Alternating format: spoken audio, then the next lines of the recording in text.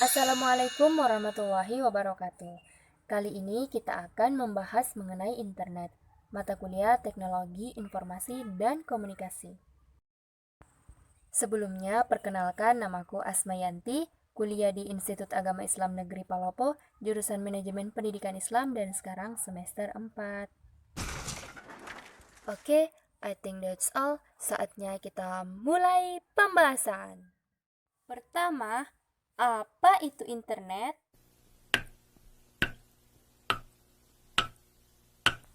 Internet merupakan kependekan dari Interconnection Networking, yaitu seluruh jaringan komputer yang saling terhubung menggunakan standar sistem global TCP/IP.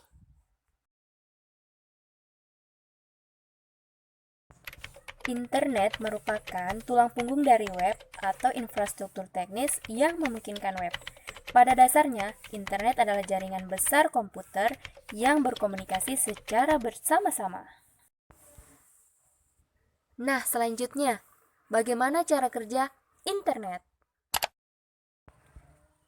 Internet dapat bekerja melalui satelit ataupun menggunakan jaringan kabel serat optik.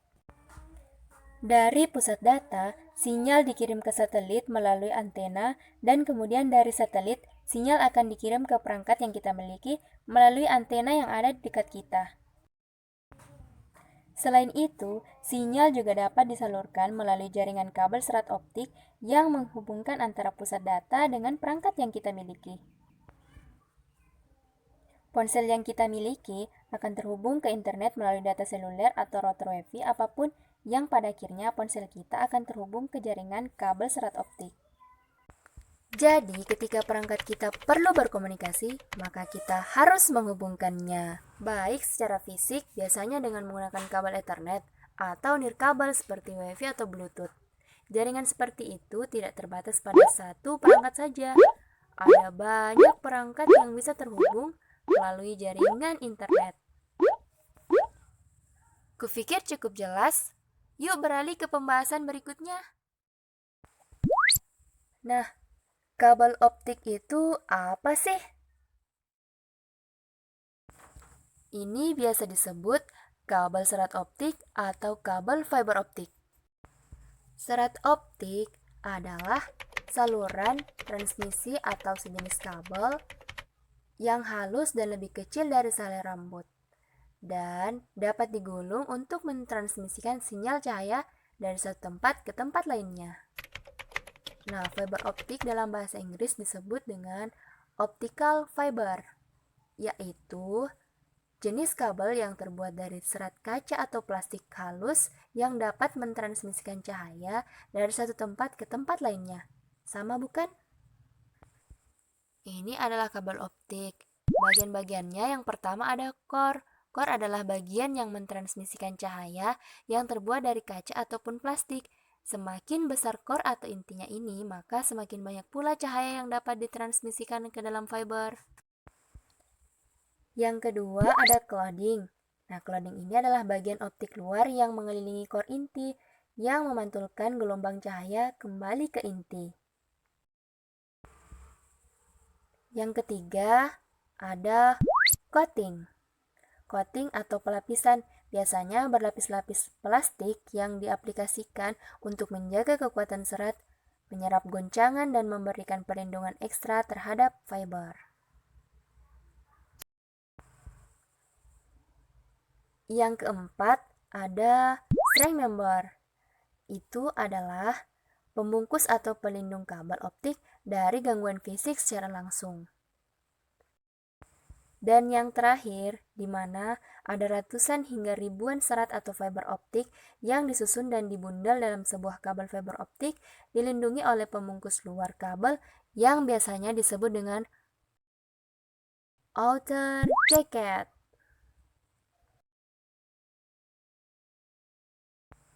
Jadi, kabel serat atau fiber optik adalah sejenis kabel yang halus dan berfungsi mentransmisikan informasi dalam bentuk gelombang cahaya dari satu tempat ke tempat lainnya.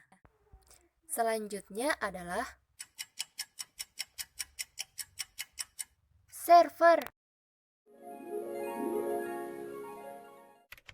Server adalah sebuah sistem komputer yang menyediakan jenis layanan tertentu dalam sebuah jaringan komputer.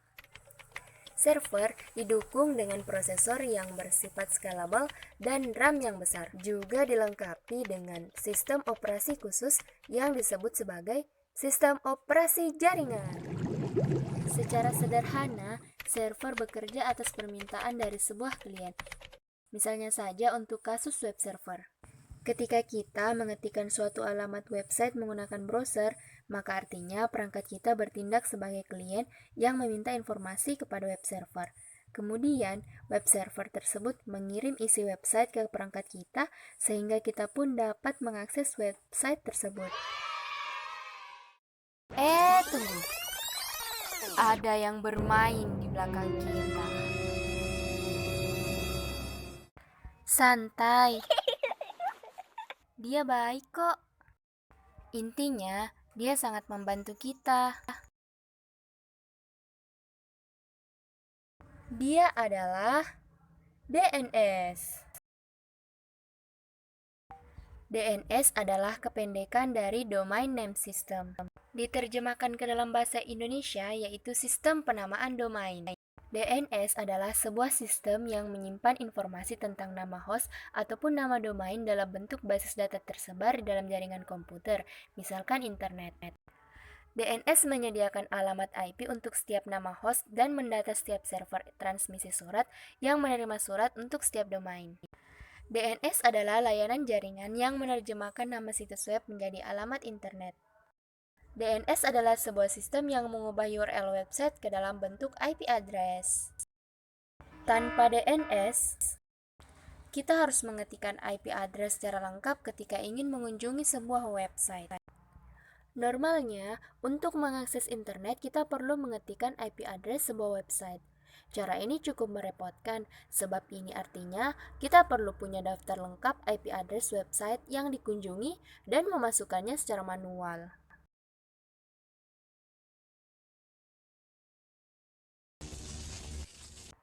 Nah, kehadiran DNS inilah yang meringkas pekerjaan itu untuk kita. Kini, kita tinggal mengingat nama domain dan memasukkan dalam address bar. DNS kemudian akan menerjemahkan domain tersebut ke dalam IP address yang komputer pahami. Misalkan, ketika kita ingin mengakses YouTube, alih-alih mengetik 20865153238, kita tinggal mengetik youtube.com.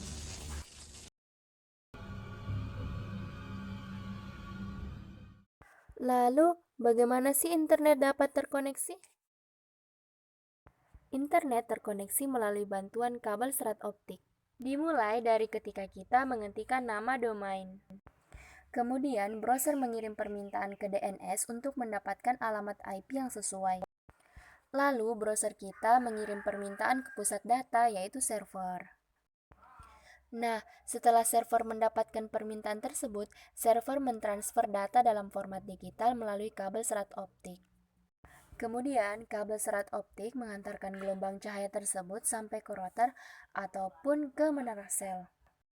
Jika melalui router, maka sinyal cahaya tersebut dirubah menjadi sinyal listrik yang kemudian disalurkan ke perangkat kita melalui kabel Ethernet.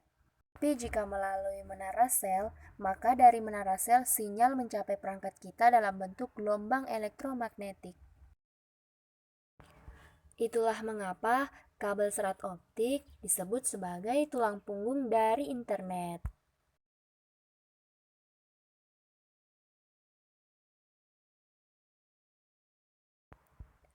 Oke, cukup sampai di sini pembahasan kita. Sekian dari saya, kurang dan lebihnya mohon dimaafkan. Wassalamualaikum warahmatullahi wabarakatuh.